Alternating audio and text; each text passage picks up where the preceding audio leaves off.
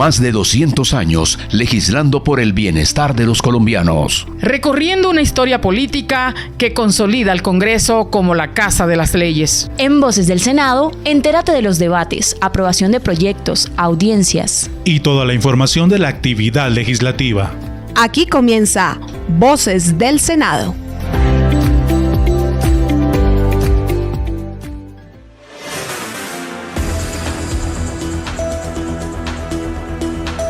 Señoras y señores, tengan todos muy buenos días. Gracias por estar aquí en la Radio Nacional de Colombia en sus 68 estaciones a nivel país. También a los compatriotas que nos escuchan en cualquier lugar del planeta Tierra. Aquí comenzamos Voces del Senado, el programa institucional del Poder Legislativo en Colombia. El presidente de la corporación es Efraín Cepeda Saravia. Jefe de Información y Prensa Juan Francisco Balbuena. Liderados por Jorge Meléndez, aquí está este equipo de comunicadores para presentar los sucesos, hechos, acontecimientos, todas las noticias, discusiones, polémicas, reflexiones, lo que se aprobó, lo que estuvo en el radar informativo durante esta semana en el Congreso colombiano. Sean todos bienvenidos.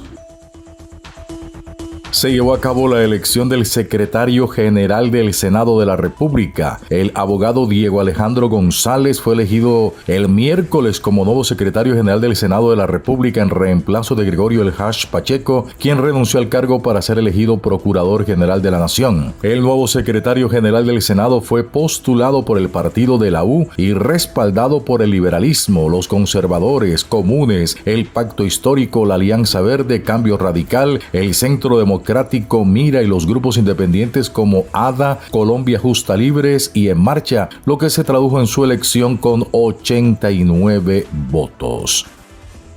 Señor presidente, señores miembros de la mesa directiva, señoras y señores senadores, a todos ustedes mi agradecimiento infinito por la generosidad que todos y cada uno han tenido en depositar su confianza en mí, en la trayectoria durante estos 21 años en el Senado de la República. Y a partir de este momento quiero dejar claro que soy el secretario de todos y cada una de las bancadas para brindar las garantías, para estar pendiente de los procesos de formación de las leyes y de las normas constitucionales, legales y orgánicas que deben surtirse para las mismas. Mi gratitud total de parte de mi familia, de mi esposa, mis hijos, a todos ustedes, y muchas gracias por esa confianza depositada. Dios los bendiga. Avanzamos en Voces del Senado. Tenemos invitados para hablar sobre la ley de financiamiento ante la salida del ministro Ricardo Bonilla y la llegada de un nuevo titular para esa cartera, Diego Guevara. Hay incertidumbre sobre si el proyecto de ley de financiamiento recibirá el aval del Congreso en las comisiones económicas. El periodista José Arévalo entrevistó a varios senadores, entre ellos Clara López, Paloma Valencia y Ariel Ávila. Esto fue lo que dijeron. Bueno, yo debo decir que lamento muchísimo la salida del ministro Bonilla por varias razones, porque ha sido un ministro de un pulso muy firme para mantener la sostenibilidad fiscal del país y desde luego un entorno macroeconómico favorable en medio de tremendas dificultades. Y porque es un hombre que conozco de hace muchos años, como la persona decente, seria, equilibrada que es. Estoy segura de que va a saber defenderse, pero sí, insostenible en un cargo cuando se hacen semejante cantidad de acusaciones, alegres muchas de ellas, y desde luego el país va a tener que asumir esta turbulencia que se viene con un nuevo ministro de Hacienda.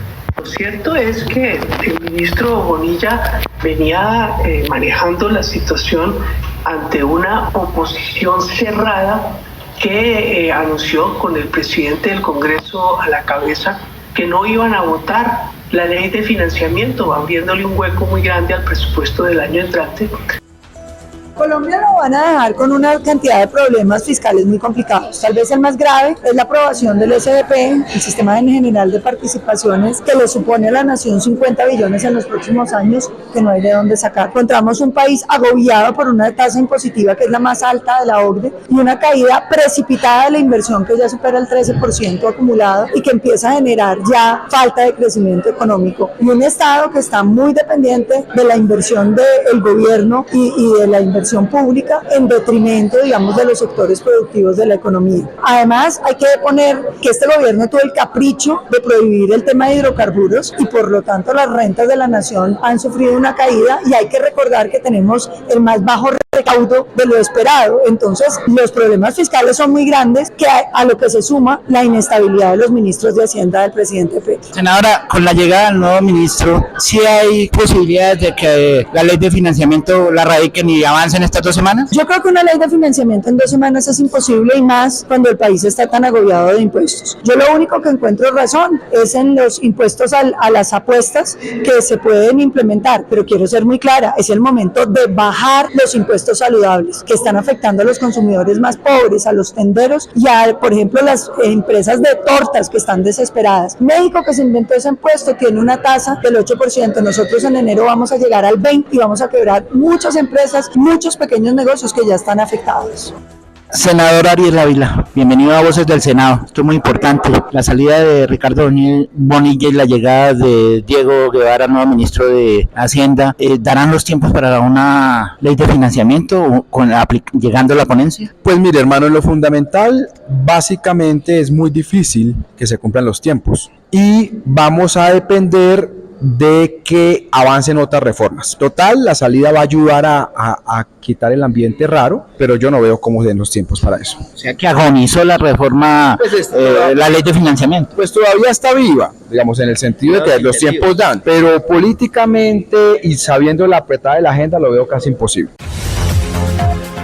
Están escuchando Voces del Senado. Estamos en Voces del Senado a través de la Radio Nacional de Colombia. Más reacciones sobre la ley de financiamiento. Esto dijo la bancada conservadora del Congreso de la República y también la senadora Jael Quiroga. José Arévalo amplía la información.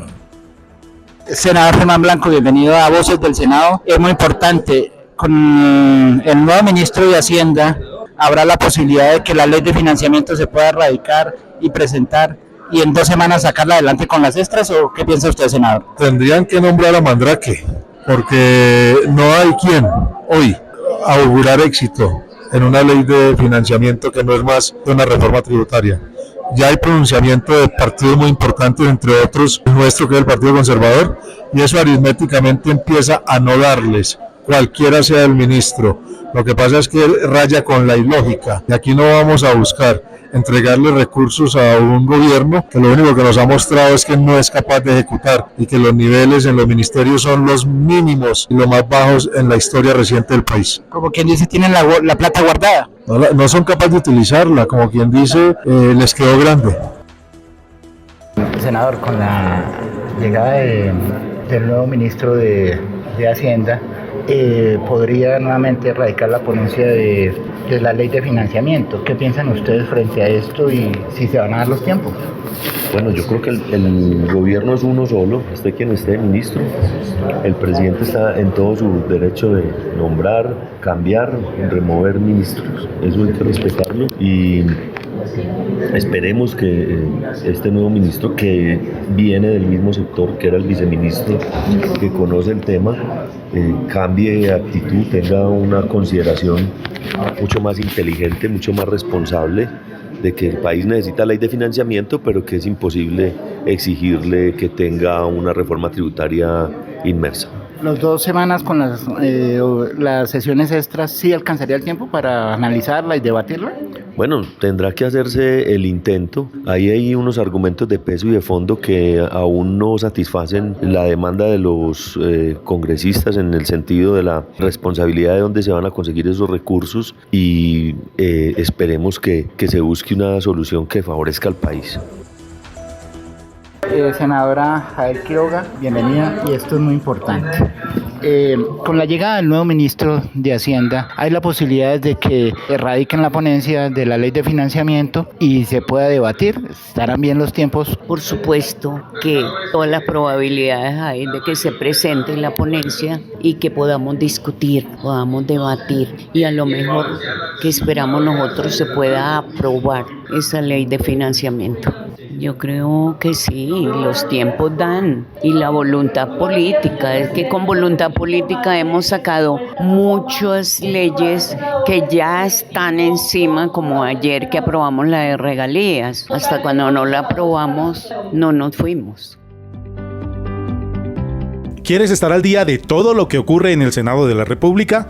Es muy sencillo. Descarga la app Mi Senado desde Android o iOS. Regístrate y podrás conocer acerca de las y los senadores, hacer seguimiento en tiempo real de las comisiones y plenarias, cómo avanzan las votaciones del proyecto de tu interés y muchísimo más. Accede a la app Mi Senado y ponte al día de la actividad legislativa. Hechos y noticias de la política que destacamos aquí en Voces del Senado. La crisis financiera en el Instituto Colombiano de Crédito Educativo y Estudios Técnicos en el Exterior, ICETEX, continúa siendo tema de discusión en el país. En medio de una citación a debate de control político en la Comisión Sexta del Senado de la República, el ministro de Educación Daniel Rojas señaló que no puede marchitar el ICETEX porque la entidad no está vinculada al sector educación. Las reacciones y conclusiones del debate con Luisa María Llano. José Alfredo, pues yo le cuento que esto no fue lo único dicho por el ministro Rojas. También calificó como mentirosos los datos entregados por los senadores integrantes de la Comisión Sexta con respecto a la realidad financiera del ICETEX. El jefe de la cartera dijo que no es cierto que habrá un recorte presupuestal para el año 2025 y que los comentarios negativos son producto de la mala fe en los medios de comunicación y las redes sociales. De inmediato, el senador Esteban Quintero, Centro Democrático, citante al debate de control político, reaccionó. Lo segundo, ministro, es decirle que yo no puedo permitir, respetuosamente se lo digo, en que nos tilde a nosotros acá de mentirosos. Usted establece, hay una primera solicitud de inversión de 6.5 billones de pesos y que se asignan 4.6 billones de pesos. Y usted además dice que debe ser así para el 2025, que debe ser así porque tiene que cumplir la ley. Pero ahí se está demostrando que hay una reducción en el presupuesto, independientemente si se cumple si es por el cumplimiento de la ley o no. Entonces yo quiero decirlo que no es una mentira por parte de nosotros, justificando la razón por la cual se reduce, ¿cierto? El senador Guido Echeverry, también citante, tildó de irrelevante si el ICETEX pertenece o no al Ministerio de Educación y que lo que sí es cierto es que el alto funcionario no ha querido reunirse con Ascún. Bueno, lo primero es que este debate nos deja sin respuestas en las preguntas fundamentales que hicimos en los cuestionarios.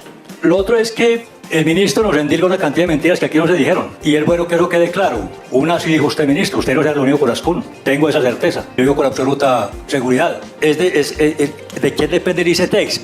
Pues funcionalmente depende de pronto del Ministerio de Hacienda, creo que hace parte del Grupo Bicentenario, pero la misma norma que estableció que sea parte del Grupo Bicentenario estableció que desde el punto de vista de su adscripción el ICETEX pertenece al Ministerio de Educación y si no, entonces ¿qué está viendo aquí explicando estos temas que tienen que ver con la educación? Finalmente, la senadora Soledad Tamayo, Partido Conservador, indicó que las cifras expuestas corresponden a un informe entregado por el mismo Ministerio de Educación. Primero, ministro, yo no quiero quedar aquí de mentirosa, y creo que fui muy clara en mi intervención. Los datos que yo traje no fueron un invento mío. Por eso fui muy explícita en citar las fuentes de los medios de comunicación que se refería al tema de la asistencia suya al ICETEX, a las juntas de la ICETEX. Y además, cuando hablé y dije que las cifras no me concuerdan con la información que yo recibí del cuestionario, es porque tengo aquí un cuadro que es de ustedes. Si yo hago la resta, no me resultan ni los 65, ni me resultan los 150 que queremos proyectar. No me resultan, ni la primera no me resulta que son los 65, menos pues la proyección que yo puedo hacer al año 2024. Para Voces del Senado, Luisa María Llano. Avanzamos, buenos días, es sábado 7 de diciembre. Hoy se enciende la velita en horas de la noche en Bogotá y el centro del país. En la costa caribe colombiana será mañana en la madrugada. Fue aprobado en la Comisión Quinta del Senado el proyecto de ley número 104 de 2024 Senado, mediante el cual se propone fortalecer la capacitación en el acceso al crédito en el sector agropecuario. La nota con Olga Materón. Así es, este proyecto tuvo como ponente al senador del Partido Alianza Verde, Inti Asprilla, y el autor es el senador Fabián Díaz Plata, también del Partido Alianza Verde. El ponente manifestó que este proyecto de ley busca que se cree una política pública para que el campesinado pueda saber cómo es el acceso al crédito. Dijo además que en la medida de que haya más cobertura, más sana será la economía del país. El acceso al crédito implica unos conocimientos básicos de finanzas personales. Implica entender cómo se construye una historia crediticia. Implica entender en qué momento puede llegar a ser beneficioso o no beneficioso endeudarse dependiendo de la tasa de interés. Implica también que quien se endeuda tenga la plena conciencia de la importancia de respetar sus compromisos crediticios. Y eso es lo que estamos haciendo en el proyecto de ley y desvirtúa esos argumentos que no se dan en esta comisión, quiero dejar absolutamente claro, pero que uno sí ve constantemente por parte de dogmáticos de extrema, que cada vez que hablan de nosotros dicen socialistas, comunistas. No, eso es absolutamente falso. Lo que nosotros propendemos es por un capitalismo que en la medida que cada vez incluya más en el beneficio de la empresa a las personas que tienen dificultades o que hacen parte, digamos, de una sociedad que por naturaleza es estratificada. Entonces, yo estoy muy contento, sé que el proyecto va a pasar unánimemente en esta comisión. Sé que además también representa un consenso sobre lo fundamental que podemos hacer desde diferentes posturas ideológicas, pero sobre todo me pone muy contento, uno por los campesinos y otro porque nos ayuda a desvirtuar ese discurso mentiroso, fascistoide también, vuelvo a decirlo, no está en esta comisión, ese discurso fascistoide que piensan que las personas de izquierda somos socialistas o comunistas. No, lo que queremos es un capitalismo asertivo con las necesidades de toda la población. Esta iniciativa legislativa promueve la inclusión financiera, la innovación e incorporación de tecnología y metodologías educativas adaptadas al contexto rural. Por unanimidad se aprueba este proyecto de ley. Tiempo para hablar de cultura aquí en Voces del Senado. En esta oportunidad sobre el cantautor colombiano Rodolfo Aicardi, considerado uno de los mayores embajadores de la música tropical colombiana. Su capacidad para reinventar géneros tradicionales y fusionarlo con un sonido moderno lo convirtió en un puente entre las raíces folclóricas y las tendencias contemporáneas de su tiempo. Informa Marlon Yepes. Cordial saludo para toda la comunidad que nos escucha nuevamente a través de la Radio Nacional de Colombia. ¡Wow!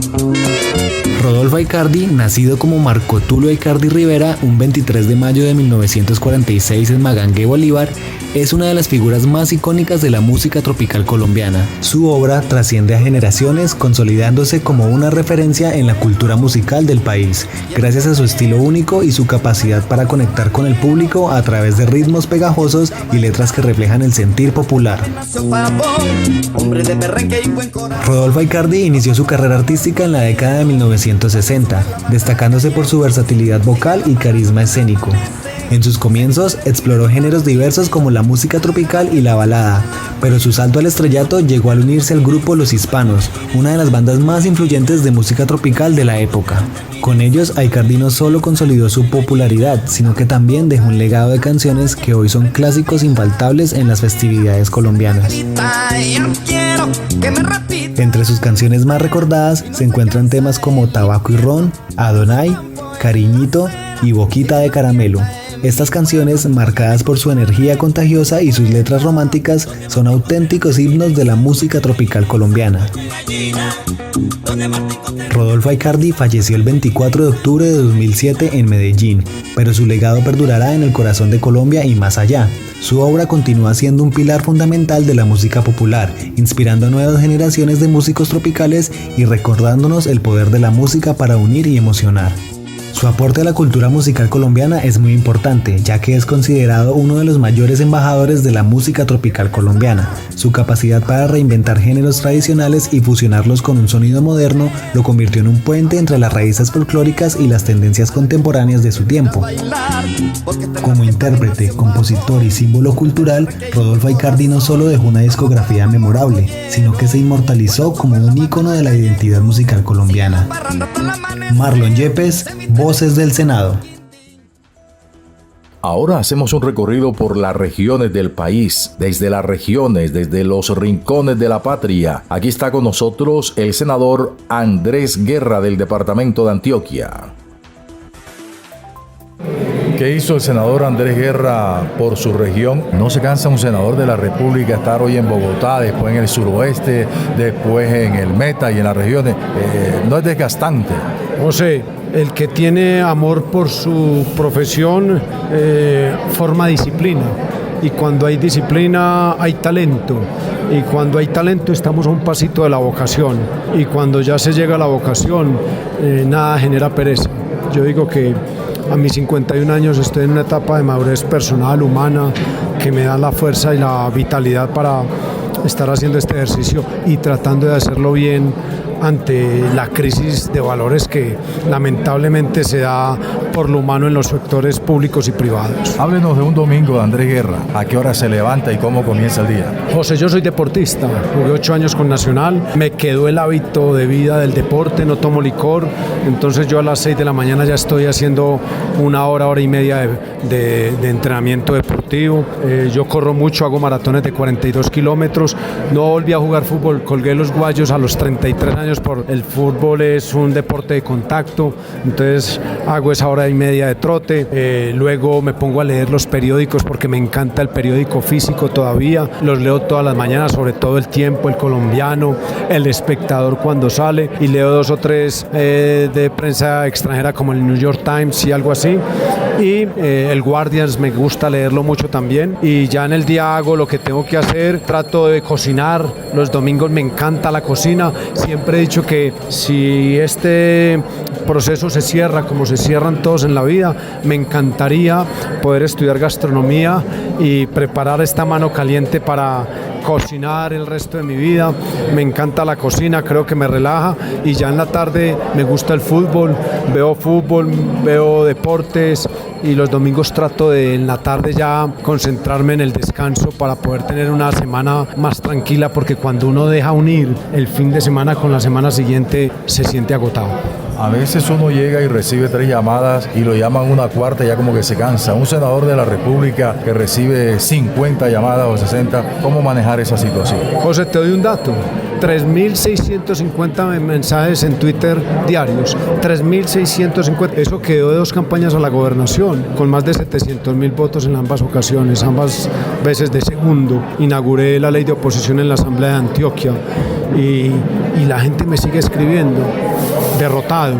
La derrota forma mucho el carácter y aprendí a contestar, pero le digo a la gente, hombre, ojalá yo pudiera tener el don de la ubicuidad, ojalá yo pudiera contestarle a todo el mundo, pero de las 3.600 mensajes de Twitter puedo responder unos 200, o sea, no llego ni al 10%, y mucha gente se molesta, y a la gente que se molesta le escribo y le digo, hombre, discúlpeme, pero no me da más, pero eso también forma la disciplina, esa convicción y esas ganas de mantenerse en contacto con la gente. Lo llaman a cumpleaños, a velorios, a inauguraciones. ¿A qué lo llaman? A todo, José.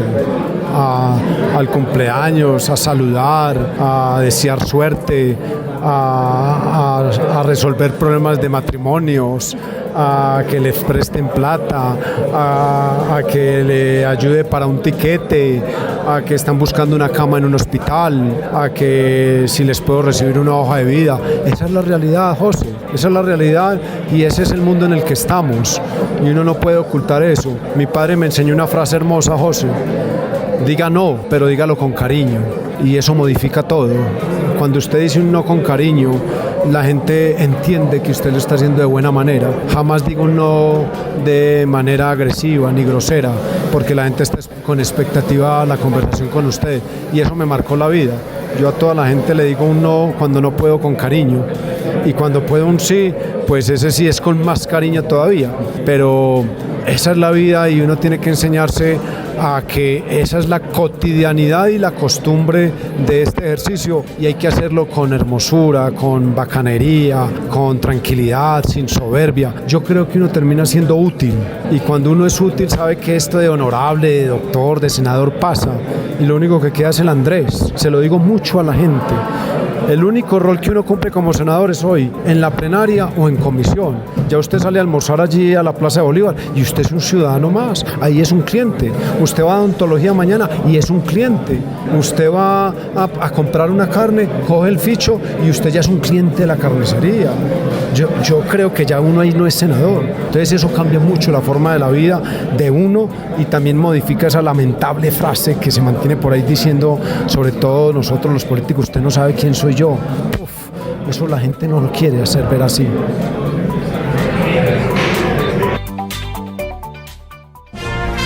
Están escuchando Voces del Senado.